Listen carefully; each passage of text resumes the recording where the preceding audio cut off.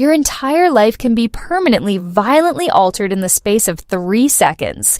For me, those 3 seconds happened on a rainy Tuesday afternoon on Interstate 95. A distracted driver in a commercial box truck failed to see the brake lights ahead of him, swerved into my lane at 70 miles an hour, and crushed my small sedan against the concrete median. I woke up 2 weeks later in the intensive care unit, surrounded by the rhythmic beeping of cardiac monitors, tubes down my throat, and a terrifying heavy numbness from my waist down. The doctors called it an incomplete spinal cord injury. They told my husband, David, that with years of grueling physical therapy, I might walk again someday. But for the foreseeable future, my entire existence was confined to a heavy, motorized titanium wheelchair. When you lose the use of your legs, the world instantly becomes a hostile environment. Everything you once took for granted, a curb, a narrow doorway, a slightly uneven sidewalk, becomes an insurmountable obstacle. But the place that terrified me the most was my own home. David and I had spent our life savings buying a beautiful 2-story colonial house in a pristine suburban gated community just 6 months before the accident. It was supposed to be the place we raised our future children. But to access the front door, you had to climb 3 steep, decorative brick steps. My own home had become an impenetrable fortress. David is a fiercely protective man, and he refused to let me feel like a prisoner. Before I was even discharged from the inpatient rehabilitation center, he spent $15,000 of our emergency savings to hire a specialized luxury contractor. He didn't just want a cold, industrial metal ramp bolted to our house. He wanted it to be beautiful. The contractors built a stunning, custom-sloped ramp made of polished red cedar, seamlessly integrated into our existing porch. It matched the architectural aesthetic of the house perfectly, complete with subtle, warm pathway lighting. The day David finally brought me home, I cried as my wheelchair rolled smoothly up that cedar wood and into my living room. For the first time in 3 months, I felt a tiny shred of dignity. I felt like I was finally home. That dignity lasted exactly 18 hours. The next morning, while David was at work, the doorbell rang. I painfully maneuvered my chair through the hallway and opened the front door. Standing on my porch was Susan, the president of our homeowners association. Susan was a woman who treated our subdivision like she was guarding the gates of Versailles. She was obsessed with aesthetics, property values, and absolute conformity. She didn't look at my wheelchair. She didn't ask how I was recovering from a near-fatal accident. She just stared at me with eyes like flat, black stones and shoved a neon pink citation paper toward my face. "This structure is unauthorized," Susan said, her voice dripping with venomous condescension.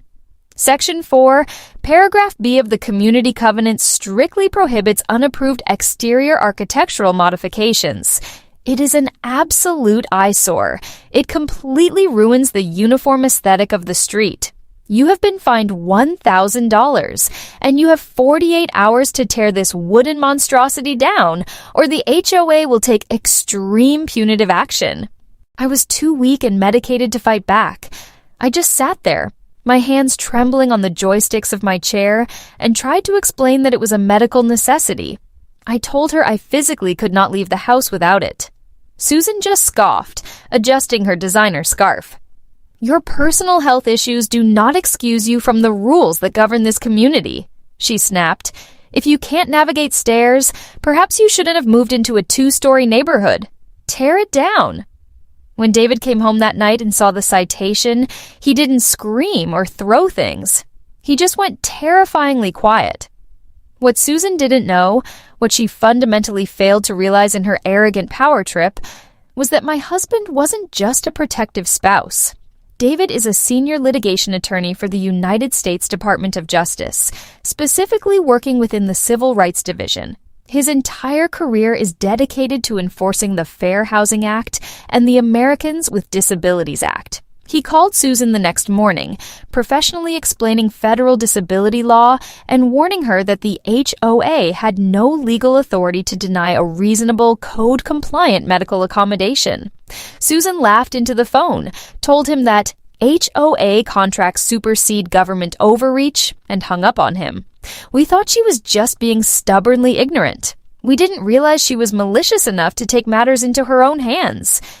3 days later, David took me to a specialized spinal clinic on the other side of the city for a grueling 5-hour nerve assessment. By the time we drove back into our neighborhood, the sky had opened up, pouring freezing, relentless autumn rain. I was exhausted, in immense physical pain, and just wanted to be in my own bed. David pulled our modified van into the driveway and deployed the side ramp so I could roll out. But as I turned my chair toward the house, I froze. My heart plummeted into my stomach, and I let out a choked, devastated sob. The beautiful red cedar ramp was gone. Where it had stood just hours ago, there was nothing but jagged, splintered stumps of wood and exposed metal bolts jutting violently out of the ground. The pieces of the $15,000 structure had been brutally smashed with sledgehammers and violently tossed into a rented dumpster bag sitting on our front lawn. Standing triumphantly on the sidewalk across the street, holding an umbrella and sipping from a coffee cup, was Susan. She had waited for us to leave for a medical appointment, hired an unlicensed demolition crew, and illegally destroyed my only way inside. I sat there in the freezing rain, shivering violently, trapped at the bottom of those 3 brick steps, staring up at a front door I could no longer reach. Susan smiled at me from across the street. She thought she had won. She thought she had successfully bullied a crippled woman into submission to protect her neighborhood's aesthetic. But as I looked over at David, standing in the rain with water dripping from his face, I saw a look in his eyes that sent a chill deeper than the cold weather. He pulled out his phone, didn't dial 911, and simply whispered, "I am going to take everything she has ever owned." I will never forget the physical agony and the utter indignity of how I had to enter my own home that night. Because my custom, $8,000 motorized wheelchair weighed over 300 pounds, there was absolutely no way David could lift it up the brick stairs by himself. He had to cover my lifeline with a cheap plastic tarp, leave it out in the freezing rain, and physically pick me up. Every single step he took sent white-hot spikes of pain shooting up my damaged spine. I buried my face in his wet jacket, sobbing not just from the physical torment, but from the profound, crushing humiliation. Susan watched the entire pathetic scene from across the street, sipping her coffee with a satisfied smirk, completely convinced she had taught the disabled girl a lesson about neighborhood conformity. When David finally got me inside and laid me on the couch, wrapped in heavy wool blankets, he didn't offer me hollow platitudes. He didn't tell me that everything was going to be okay, and he didn't call the local police. I begged him to dial 911 to have Susan arrested for vandalism, but David just shook his head. His eyes were entirely devoid of warmth.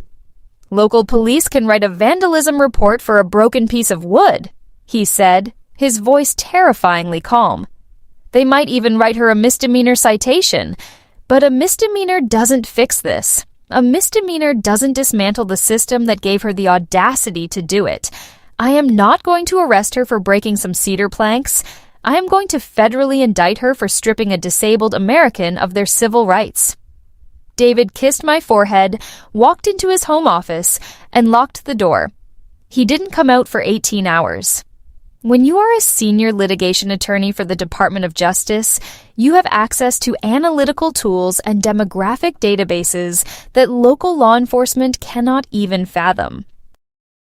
David didn't just look at our property records, he initiated a comprehensive, multi-layered forensic audit of the entire homeowners association spanning the last 12 years of Susan's presidency. He started cross-referencing property title transfers with municipal demographic data, looking for deviations in the neighborhood's population curve. When I finally maneuvered my manual indoor backup chair into his office the next morning, the walls were covered in printed spreadsheets, and his monitors were displaying a massive interconnected digital web of property deeds. David looked exhausted, but there was a predatory sharpness to his posture. He turned his monitor so I could see the data. Susan isn't just a petty dictator, David explained, pointing to a glaring anomaly in the statistics. She is running a highly organized, federally illegal segregation ring. Look at this demographic map. In a suburban county that is incredibly diverse, our specific subdivision has a statistical impossibility. Over the last 12 years, not a single family with a disabled member has managed to live here for more than 6 months. 0 minority families. 0 families utilizing Section 8 housing vouchers. It's a completely curated, artificially engineered demographic bubble. I stared at the numbers, the reality of the situation making me feel sick to my stomach. How is that even possible? It's illegal to refuse to sell a house based on race or disability. It is, David nodded, which is why she doesn't stop the sales. She waits until they move in, and then she weaponizes the HOA bylaws to systematically crush them. David showed me the specific enforcement ledgers. Whenever an undesirable family moved in, Susan would suddenly dispatch her architectural review committee. She would fabricate endless, microscopic violations. A driveway that was allegedly 2 shades too dark. A mailbox that was 1 inch too tall. Grass that was precisely 1/8 of an inch above the mandated height. She would bury these targeted families in thousands of dollars of escalating daily fines, place illegal liens on their newly purchased homes, and harass them until the financial and psychological pressure broke them. They would be forced to sell their homes at a massive loss just to escape her torment. Susan was using the Homeowners Association as a legal battering ram to cleanse the neighborhood of anyone she deemed unfit for her aesthetic. But David had found something else, something that elevated Susan's actions from a massive civil rights violation directly into the realm of criminal embezzlement. He pulled up the blurry footage from our next-door neighbor's Ring doorbell camera, which had perfectly captured the unlicensed demolition crew destroying my ramp. I ran the license plate of the dump truck they used, David whispered, leaning closer to the screen. It doesn't belong to a licensed contractor. It's registered to an LLC owned by Susan's son. She didn't just destroy your ramp. She authorized a $3,000 payment out of the communal HOA reserve funds to pay her own son under the table to commit a federal hate crime against my wife. The trap was fully set. Susan thought she was untouchable because the HOA bylaws shielded her from local civil disputes. But she had no idea that she had just invited the United States federal government into her checking account. When the United States federal government decides to dismantle your life, they do not send angry emails, and they do not bicker with you over the phone. The federal machine operates in absolute, terrifying silence until the exact moment it drops the hammer. For the next 3 weeks, our house felt like a classified command center. David took an immediate leave of absence from his daily court appearances, converting our dining room table into a staging ground for a multi-agency federal task force. Because he was personally involved, he legally couldn't prosecute the case himself, but he could absolutely hand-deliver a perfectly wrapped, undeniable evidentiary kill shot to his colleagues at the Department of Housing and Urban Development, HUD, and the FBI's Civil Rights Division. While David was methodically loading the federal shotgun, Susan remained completely oblivious, drunk on her own manufactured power. In fact, her arrogance escalated to a level of cruelty that still makes my blood boil. 5 days after she had my medical ramp illegally smashed to pieces, I was sitting by the front window in my manual wheelchair, staring out at the freezing rain. A contractor for the HOA, one of Susan's loyal cronies, walked up to our door and taped another neon pink paper to the glass. David went out and retrieved it. It was a new citation. Susan had fined us an additional $500 for failure to remove unsightly construction debris from the front lawn. She had illegally demolished my ramp, left the shattered wood in a pile in our yard, and was now fining us because her own vandalism was ruining her precious aesthetic. She also included a formal notice stating that because our fines had now exceeded $2,000, the HOA was officially placing a lien against our property deed.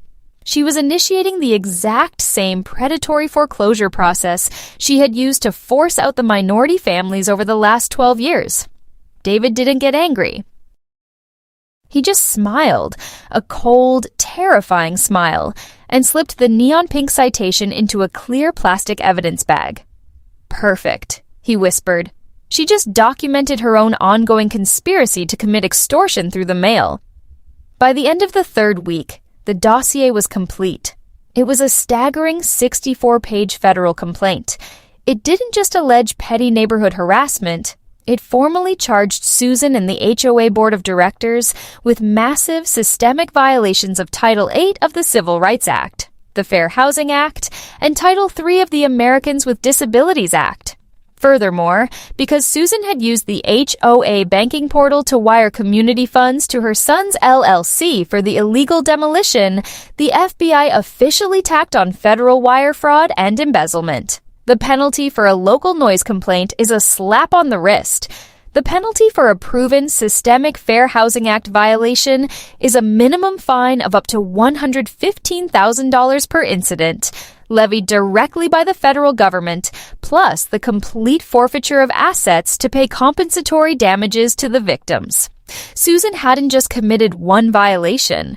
David had documented 14 separate families she had illegally targeted and driven out over the last decade. Susan, entirely unaware of the invisible avalanche suspended directly above her head, decided it was time to take her victory lap. She scheduled a mandatory neighborhood-wide HOA board meeting at the community clubhouse for a Thursday evening. The official agenda, mailed to every resident, prominently featured a public vote on the foreclosure and eviction of non-compliant residents. She didn't name us, but everyone in the subdivision knew exactly who she was talking about. She wanted an audience. She wanted to stand on a podium and publicly humiliate the disabled woman and her husband, proving to the entire neighborhood that her authority was absolute and unquestionable. David helped me into my specialized transport van that evening. I was nervous, my hands gripping the armrests of my wheelchair so hard my knuckles were white. "Are we going to the meeting to argue with her?" I asked, my voice shaking slightly. David put the van in gear and looked at me with eyes as hard as flint. "No, honey," he said quietly. "We aren't going to argue with anyone. We are just going to watch the show. Because as of 10 minutes ago, a federal judge signed a sealed warrant. Susan's reign of terror ends tonight." The community clubhouse was packed to absolute capacity. Over 100 residents had crammed into the stuffy, fluorescent-lit room, sitting in cheap folding chairs with their heads kept low. No one was there to support us. They were there out of sheer terror. Susan ruled the neighborhood through a culture of absolute fear, and attendance at her public executions was an unspoken requirement to avoid becoming her next target. When David rolled my wheelchair through the double doors, the room went dead silent. The crowd parted like the Red Sea, people actively avoiding eye contact with me, terrified that catching Susan's wrath by association would cost them their own homes.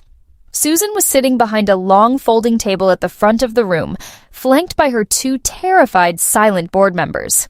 She had an actual wooden gavel resting next to a thick binder of HOA bylaws.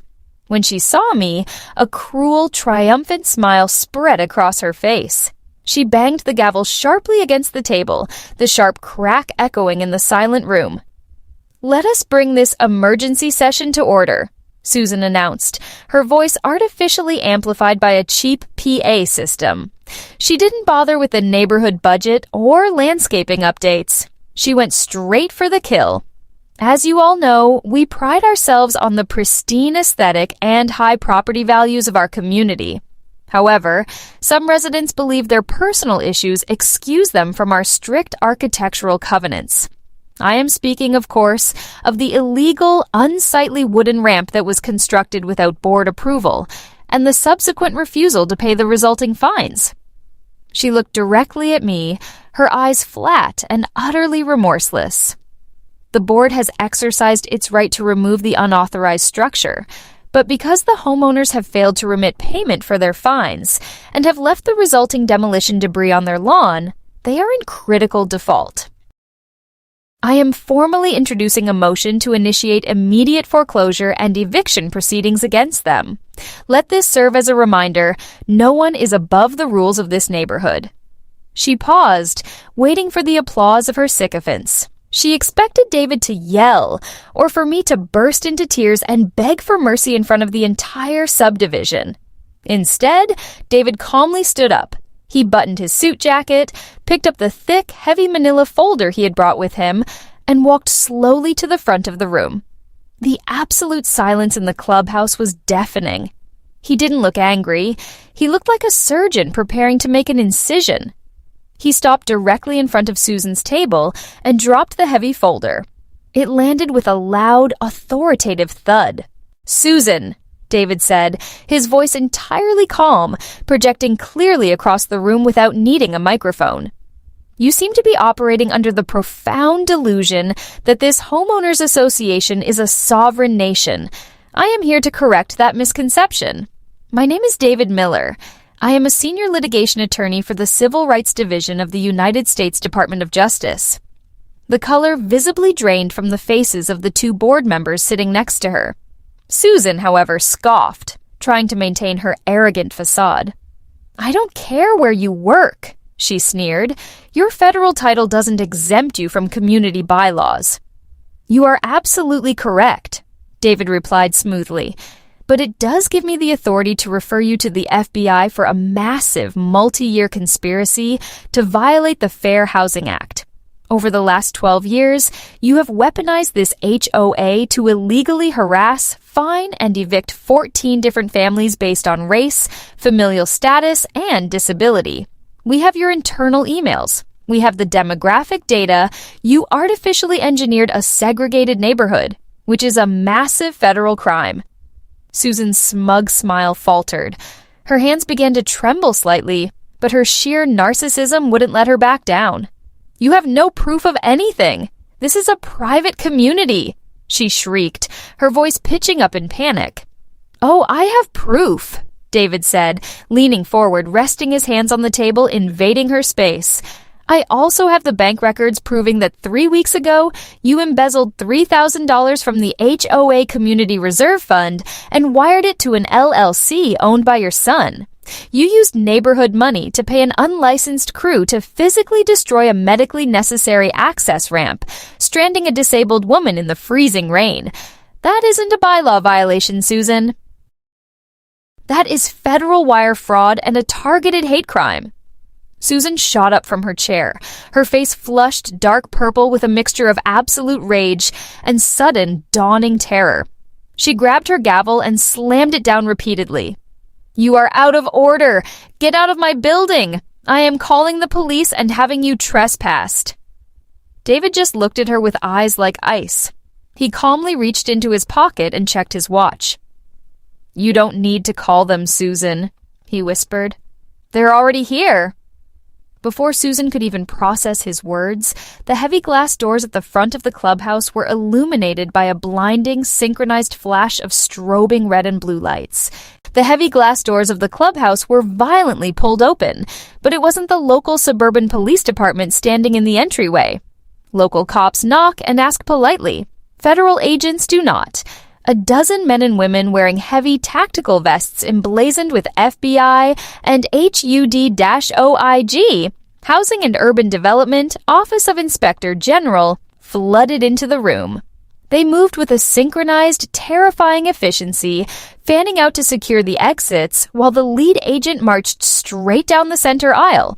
The radio chatter clipped the dead silence of the room. The residents, who just moments ago were terrified of Susan, now pressed themselves against the walls, completely paralyzed by the overwhelming presence of the United States federal government. Susan's brain completely short-circuited. She had spent a decade bullying vulnerable people with neon pink slips of paper, and she fundamentally could not process the reality of federal law enforcement invading her domain. As the lead agent approached the folding table, she actually tried to assert her authority. "Excuse me," Susan shrieked, her voice cracking as she pointed a shaking finger at the heavily armed agent. "This is a closed, private community meeting. You are trespassing on HOA property. I demand to speak to your commanding officer immediately." The lead agent didn't even break his stride. He didn't argue with her, and he certainly didn't care about her community bylaws. He walked directly up to the table, grabbed Susan's pointing arm, and swiftly twisted it behind her back, slamming her face first into the folding table. The wooden gavel clattered to the floor and rolled away. "Susan Vance," the agent said, his voice a booming baritone that shook the room. "You are under arrest for conspiracy to violate civil rights, multiple violations of the Fair Housing Act, wire fraud, and embezzlement. We have a federal warrant for your arrest and a secondary warrant for the immediate seizure of all records, computers, and financial ledgers belonging to this homeowners association." Susan let out a breathless, pathetic gasp as the heavy steel handcuffs clicked tightly around her wrists. "No, you can't do this," she sobbed, the arrogance finally evaporating, replaced by raw, unadulterated panic. "I'm the president. I have lawyers. David is lying. It was just a ramp." As she was hauled up from the table, mascara running down her face, David leaned in close. He kept his voice low, strictly between him and the woman who had left his disabled wife in the freezing rain. "It wasn't just a ramp, Susan," David whispered. "It was medical infrastructure. And by the way, you aren't the only one getting a visit tonight. At this exact second, an FBI tactical team is kicking down your son's front door across town to arrest him for the unlicensed demolition and the $3,000 of embezzled wire fraud you sent him. You destroyed your own family over some cedar wood." Susan let out a guttural, agonizing scream, a horrifying sound of total defeat, as the agents marched her down the center aisle. The neighborhood watched in stunned silence as the untouchable dictator of our subdivision was paraded out the doors in handcuffs. I sat in my wheelchair, watching through the glass as they pushed her out into the cold, wet night. It had started to rain again. I watched as the federal agent stood her by the side of a black SUV, patting her down in the freezing downpour before shoving her into the back seat. She was experiencing the exact same helpless, freezing humiliation she had inflicted on me just 3 weeks prior. Inside the clubhouse, the 2 remaining board members were completely panicking. One of them actually threw his hands in the air and started babbling to an FBI agent, desperately trying to trade information for immunity, swearing he had no idea Susan was embezzling money. The agents completely ignored his pleas, systematically boxing up the HOA's computers, filing cabinets, and the thick binder of bylaws Susan loved so much. David walked back over to my wheelchair, his face finally softening. He knelt down, took my trembling hands in his, and kissed my knuckles. The physical threat was gone, and Susan was in federal custody. But David knew, and I knew, that the criminal arrest was only the beginning of her nightmare. The federal government doesn't just put white-collar criminals in a cell. They completely, systematically strip them of every single asset they possess. And Susan's massive, expensive, aesthetically perfect house was about to be put on the chopping block. When the Department of Justice and the Department of Housing and Urban Development join forces to prosecute a civil rights violation, they don't just aim for prison time, they aim for total, absolute financial annihilation. Susan's arrogant belief that her HOA bylaws made her invincible shattered completely under the crushing weight of the federal legal system. Because David had handed the FBI an airtight, meticulously documented 64-page dossier, the federal prosecutors barely had to lift a finger to build their case. The demographic data, the financial ledgers, and the wire transfers were indisputable. Facing a massive federal indictment, Susan's son was the first to break. Terrified of spending his 30s in a federal penitentiary for wire fraud and his role in a targeted hate crime, he instantly accepted a plea deal. He turned state's witness against his own mother, handing over every text message, email, and voicemail Susan had ever sent him regarding the illegal demolition of my ramp. He also provided ledgers of previous off-the-books harassment jobs she had hired his LLC to perform against minority families over the years. To save his own skin, he completely dismantled whatever fragile defense Susan's expensive lawyers were trying to build. 3 months later, Susan stood before a federal judge. Gone were the designer scarves, the perfectly styled hair, and the smug aura of absolute suburban authority. She was wearing a baggy, standard-issue orange jumpsuit, her hands shackled to her waist, looking hollowed out and utterly defeated. The criminal sentencing was harsh. She received a 7-year federal prison sentence without the possibility of early parole for wire fraud and conspiracy against civil rights. Her son received 3 years for his active participation, but it was the civil penalties handed down by HUD that truly obliterated her existence. The federal judge didn't just penalize her for the destruction of my medical ramp, they ruled on the entire 12-year history of her discriminatory reign. HUD is legally authorized to impose massive civil penalties for egregious Fair Housing Act violations to compensate victims and punish offenders. The judge formally finalized a penalty of $115,000 for each of the 14 families she had illegally targeted and driven from our neighborhood, plus heavy compensatory damages for the physical and emotional trauma inflicted upon me. In a matter of minutes, Susan was hit with a civil judgment exceeding $2.5 million. She didn't have $2.5 million in cash. But the federal government doesn't care about liquidity. They care about equity. Under federal asset forfeiture laws, the United States Marshals Service immediately placed a federal lien on Susan's most prized possession, her immaculate, perfectly manicured 5-bedroom corner lot home. The very house she had obsessed over, the property she had committed federal crimes to keep aesthetically pure by driving out anyone who didn't fit her twisted vision, was officially seized by the government to pay restitution to the families she had destroyed. The irony was absolute poetic perfection. Susan had spent a decade weaponizing liens, fines, and foreclosures to steal homes from vulnerable people. Now, the federal government was using that exact same mechanism to strip her of everything she owned. A week after her sentencing, a fleet of moving trucks arrived at her house, supervised by 2 armed U.S. Marshals. They boxed up her designer furniture, her expensive art, and everything else of value to be auctioned off. The neighborhood residents, who had lived in terror of her for years, actually brought out lawn chairs and thermoses of coffee, sitting on their driveways to watch the tyrant's kingdom be legally dismantled piece by piece. The federal auction of Susan's house was the ultimate, satisfying conclusion to her reign of terror. Because it was a government seizure designed to liquidate assets quickly for victim compensation, the house was sold significantly below market value. The proceeds from the sale, along with her frozen bank accounts and liquidated retirement funds, were divided up and distributed by the Department of Justice.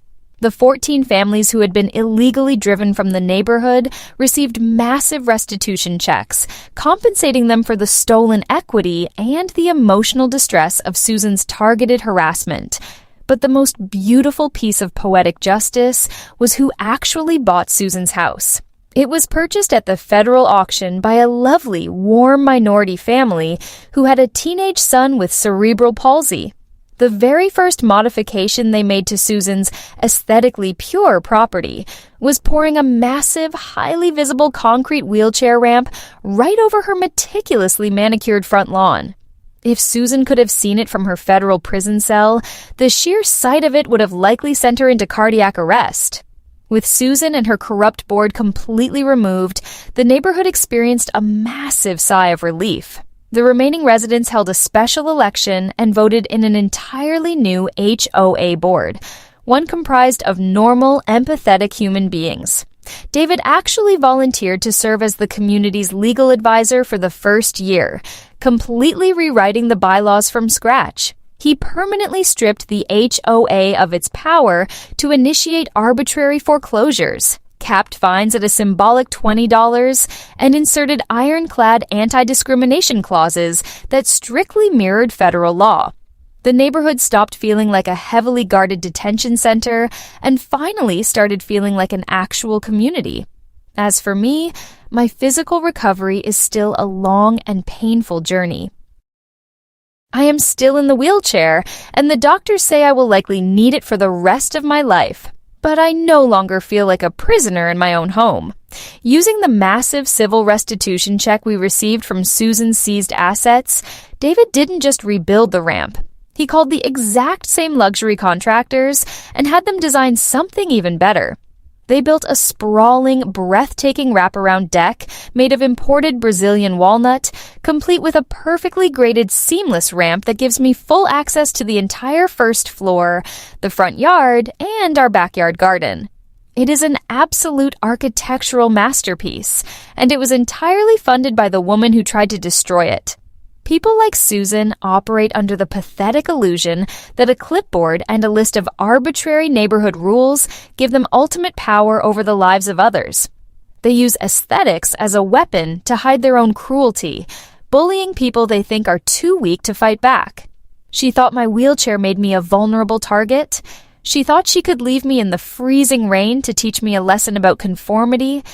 But she didn't realize that when you intentionally break the law to crush someone, you occasionally pick a fight with the one person who knows exactly how to break you back. Susan wanted to preserve the exclusive aesthetic of our subdivision. And she did. The neighborhood is absolutely beautiful now, because the ugliest thing on our street has been permanently relocated to a federal penitentiary for the next 7 years.